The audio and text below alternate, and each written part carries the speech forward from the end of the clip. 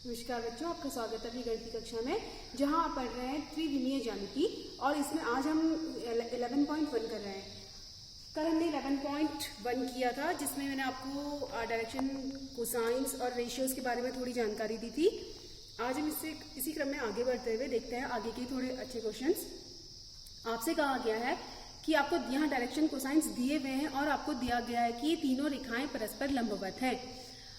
अब देखिए, ये एक रेखा के डायरेक्शन कोसाइंस है, ये एक रेखा के डायरेक्शन कोसाइंस है, ये एक रेखा के डायरेक्शन कोसाइंस है। मैंने कहा कि ये L1 रेखा है, ये L2 रेखा है, ये L3 रेखा है। अब आपको पता है ये अगर डायरेक्शन कोसाइंस है तो ये क्या होगा, L1 होगा, ये M1 N1, ठीक है। तो परस्पर लंबवत दिखाना है, तो अगर मुझे L1 रेखा के दिक् कोसाइन L1 बराबर 12/13 LMN -3/13 और -4/13। इसी तरह L2 रेखा के दिक् कोसाइन L2 M2 N2 4/13 12/13 3/13। बच्चे देखिए, अगर L1 L2 पर हमको लंब दिखानी है तो कल आपको जो इंट्रोडक्शन दिया गया था उसमें आपको ये बताया गया था कि इनके डायरेक्शन कोसाइंस का क्या रिलेशन बताया गया था। L1 L2 M1 M2 plus N1 N2 equal to क्या होता है, 0 होता है। अगर ये 0 प्रूफ हो जाएगा तो मैं कह सकती हूँ कि मेरी L1 L2 पे लंब है। देखते हैं, 12/13 गुणा 4/13 प्लस ब्रैकेट में डाल दीजिए -3/13 गुणा 12/13 प्लस -4/13 गुणा 3/13। इसे सॉल्व करती हूँ। 48 ओवर 169 माइनस 12 जब 36 169 चरतियाँ 12 ओवर 169। देखिए 6 2 8, ओवरऑल क्या आ गया, 0।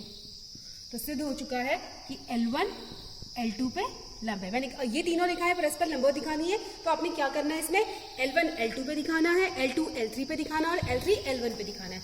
इसी प्रकार मैं यहाँ पे लिखूंगी L2 रेखा के दिक् कोसाइन क्या है, L2 4/13, सॉरी इसको M कह लीजिए, 12/13 और 3/13। इसी तरह से L3 रेखा के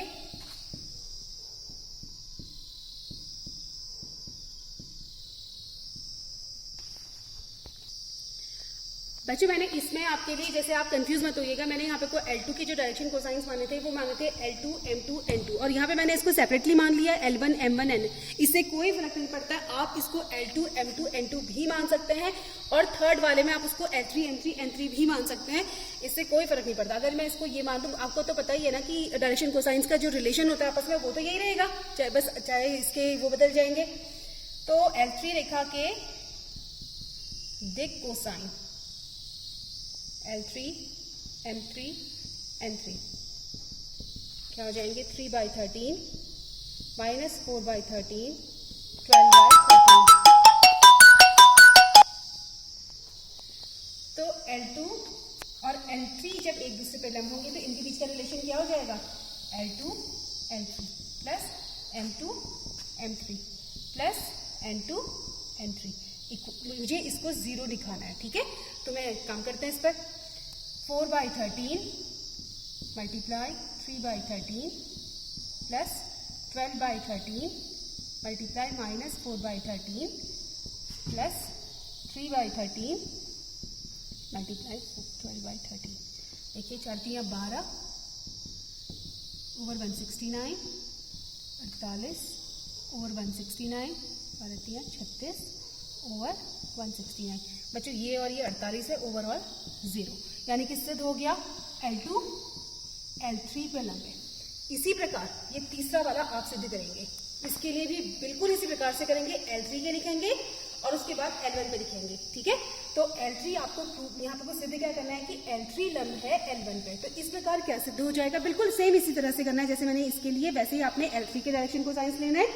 ये हो गए और L1 के ये हो गए। आप इनको कैलकुलेट करेंगे, आपका 0 आ जाएगा और सिद्ध हो जाएगा कि ये तीनों रेखाएं परस्पर लंब है। इसी क्रम में दूसरा क्वेश्चन है कि दर्शाइए कि ये आपको बच्चों देखो क्या दिया गया है कि बिंदुओं इस और इससे जाने वाली रेखा, यानी कि 2 बिंदु है उससे एक रेखा जा रही है और ये एक और 2 बिंदु दिए गए, ये वाली रेखा पर ये लंब है, हमें ये सिद्ध करना है। तो आप, मैं इसको पूरा डायग्राम नहीं बना रही क्योंकि ये 1 नंबर में आता है, फिर भी मैं आपको समझा रही हूँ कि ये किस तरह से होंगे। आपको जो मैंने पहले वाले चैप्टर में बताया था, आप ओरिजिन को ध्यान में रखिएगा बच्चों। इन क्वेश्चंस के लिए इमेजिन करना बहुत जरूरी है, हवा में मत करिएगा। ओरिजिन से अगर आप इसे कनेक्ट करते हैं और इसे कनेक्ट करते हैं तो ये ए पॉइंट है, ये बी पॉइंट है, तो इसके पोजीशन वेक्टर ओ ए मिल गए, इसके ओ बी मिल गए। ये ए और ओ ए और ओ बी मुझे क्या देंगे, रेखा ए बी देंगे। उसी तरीके से मैं इस सी और डी को कनेक्ट करती हूँ तो ओ सी पोजिशन वेक्टर और पोजिशन वेक्टर ओ डी मुझे क्या रेखा देगा, सी डी देगा, सी डी रेखा देगा, ठीक है। तो मैं लिख देती हूँ रेखा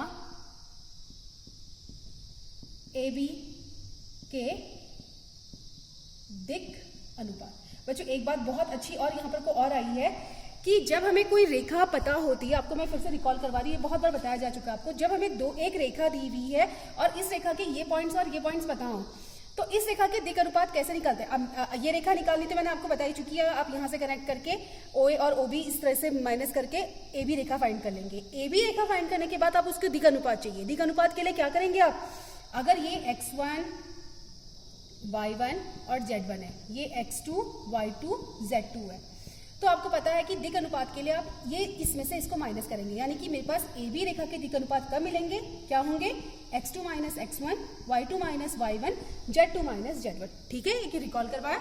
यहाँ पे को मैं डायरेक्ट कर रही हूँ ए बी रेखा के दिक् अनुपात निकालने के लिए मैं क्या करूंगी, 3 minus 1 comma 4 minus 1 plus 1 comma minus 2 minus 2, ठीक है। तो यानी कि क्या मिले मुझे, 3 में से 1 2, 4 और 1 5 माइनस 4, ये मुझे रेखा ए बी के दिक् अनुपात मिल गए। इसी तरह मैं रेखा सी डी, मान लीजिएगा, माना ये बिंदु ए बी सी डी है, तो रेखा सी डी के दिक् अनुपात क्या हो जाएंगे, सी, देखिए ये सी है, ये डी है, और मैंने अभी बताया इस वाले फॉर्मूले से 3 minus 0 comma 5 minus 3 comma 6 minus 2, तो मुझे मिला 3 2 4। बच्चों जब दो, देखिए इसकी रेखा ए बी के दिक् अनुपात ये है, यानी कि A1 B1 C1 है, ठीक है, और ये रेखा सी डी के दिक् अनुपात है A2 B2 C2।